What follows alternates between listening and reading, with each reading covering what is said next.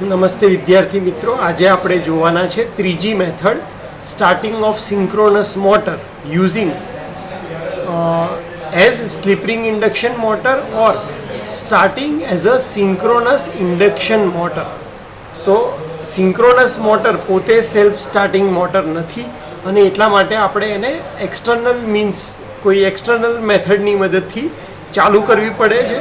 એના માટેની total 4 method હતી જે આપણે આગળ જોઈ ગયા છે અને 4માંની ત્રીજી મેથડ કે starting as a slip ring induction motor એ આજે આપણે જોવાના છે. પહેલી જે મેથડ હતી કે જેની અંદર આપણે ડીસી મોટર અથવા તો એસી મોટરની મદદથી તમે રોટરને ફેરવતા હતા. બીજી મેથડ હતી કે તમે ડેમ્પર વાઇન્ડિંગની મદદથી મોટરને ફેરવતા હતા ઇન્ડક્શન મોટર તરીકે. પણ ડેમ્પર વાઇન્ડિંગનો ડિસએડવાન્ટેજ શું હતો કે એનો સ્ટાર્ટિંગ ટોર્ક બહુ જ ઓછો હતો. તો આ જે ડિસએડવાન્ટેજ છે સ્ટાર્ટિંગ ટોર્ક બહુ જ ઓછો હોવાનો, એ હાઈ સ્ટાર્ટિંગ મેળવવા માટે આપણે શું કરીએ છીએ તો ડેમ્પર વાઇન્ડિંગને એવી રીતે ડિઝાઇન કરીએ છીએ કે જેથી એ 3 ફેઝ સ્ટાર અથવા તો ડેલ્ટા કનેક્ટેડ વાઇન્ડિંગ ફોર્મ કરે. ડાયરેક્ટ શોર્ટ કરવાની જગ્યાએ આપણે લાસ્ટ ટાઈમ ડેમ્પર વાઇન્ડિંગમાં શું જોયું હતું કે આપણે રોટરના પોલમાં બાર નાખી એટલે કે સળિયા નાખી અને બંને એન્ડ સાઇડથી આપણે શોર્ટ કરતા હતા. તો એ શોર્ટ કરવાની જગ્યાએ આપણે 3 ફેઝ ટાઈપનું વાઇન્ડિંગ ડિઝાઇન કરીએ ડેમ્પર વાઇન્ડિંગ કે જે સ્ટાર અથવા ડેલ્ટા કનેક્ટેડ હોય અને એમના કનેક્શન આપણે બહાર લાવીએ સ્લિપ રિંગની મદદથી અને ત્યાં એક એક્સટર્નલ રિયોસ્ટેટ પણ મૂકી દઈએ રોટર સર્કિટની અંદર. આનો ફાયદો શું થશે કે રોટર સર્કિટમાં તમે એક્સટર્નલ રેઝિસ્ટન્સ એડ કરી શકશો. અને ઇન્ડક્શન મોટરની થિયરીમાંથી આપણને ખ્યાલ છે કે જ્યારે પણ તમે રોટર સર્કિટની અંદર એક્સટર્નલ રેઝિસ્ટન્સ એડ કરો છો ત્યારે આપણને હાઈ સ્ટાર્ટિંગ ટોર્ક મળે છે. તો સેકન્ડ મેથડ કરતાં થર્ડ મેથડનો એડવાન્ટેજ એ છે કે આમાં તમને સ્ટાર્ટિંગ ટોર્ક સારો મળશે. તો સ્ટેપ બાય સ્ટેપ આપણે પ્રોસિજર જોઈ લઈએ કે કઈ રીતે સ્લિપ રિંગ ઇન્ડક્શન મોટર તરીકે આપણે સિંક્રોનસ મોટરને સ્ટાર્ટ કરી શકીએ. તો સૌથી પહેલાં આપણે 3 ફેઝ સપ્લાય આપશું સ્ટેટરમાં રહેલા આર્મેચર વાઇન્ડિંગને. એ armature winding rotating magnetic field produce કરશે જે સિંક્રોનસ સ્પીડની ગતિએ સ્ટેટરની અંદર ફરશે. હવે આપણે રોટર જે છે એને ઇન્ડક્શન મોટરની જેમ સ્ટાર્ટ કરશું. કઈ રીતે? તો ડેમ્પર વાઇન્ડિંગ છે એની મદદથી એ ઇન્ડક્શન મોટરની જેમ ફરવાની સ્ટાર્ટ કરશે ઇનિશિયલી. એટલે કે સ્ટાર્ટિંગમાં આપણે મેક્સિમમ રેઝિસ્ટન્સ એડ કરી દઈશું.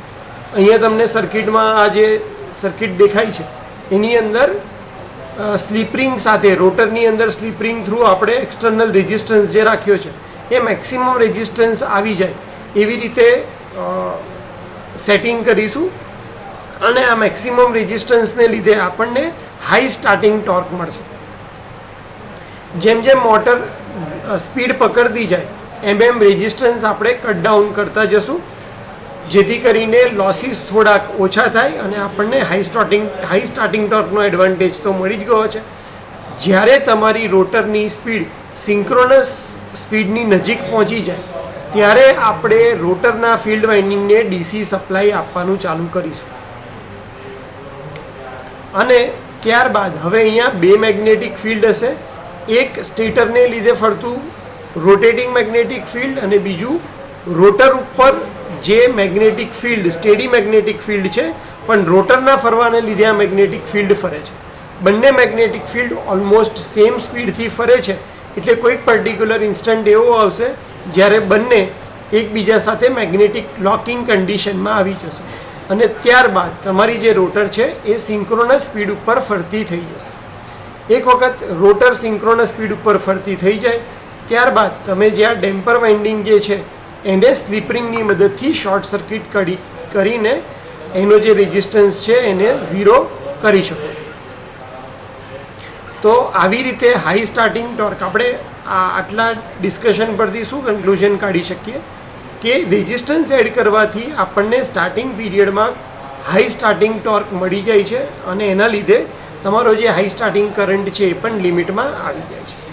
તો સેકન્ડ મેથડ જે હતી કે જેની અંદર આપણે ઇન્ડક્શન સ્ક્વિરલ કેજ ઇન્ડક્શન મોટરની જેમ ફરાવતા હતા એમાં રોટરના જે ડેમ્પર વાઇન્ડિંગ હતા એને આપણે ડેમ્પર વાઇન્ડિંગને લીધે આપણને લો સ્ટાર્ટિંગ ટોર્ક મળતો હતો પણ આપણે ડેમ્પર વાઇન્ડિંગને પણ સ્લીપ રિંગ સાથે કનેક્ટ કરી દીધું 3 ફેઝ બનાવીને, અને એની મદદથી આપણે સ્ટાર્ટિંગ રેઝિસ્ટન્સ એડ કરી ડેમ્પર વાઇન્ડિંગમાં આપણો સ્ટાર્ટિંગ ટોર્ક વધારી દીધો.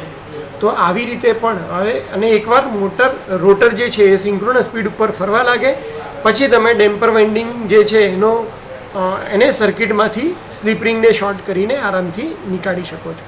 તો એના માટે તમારે આ જે પોઈન્ટ ડિસ્કસ કરીએ આપણે એ લખવાના થશે એક્ઝામમાં, સાથે 7 પોઈન્ટ આ ફિગર ડ્રો કરવાની થશે, અને આખી વસ્તુ તમારી લેંગ્વેજમાં તમે એને એક્ઝામમાં જવાબ આપી શકશો.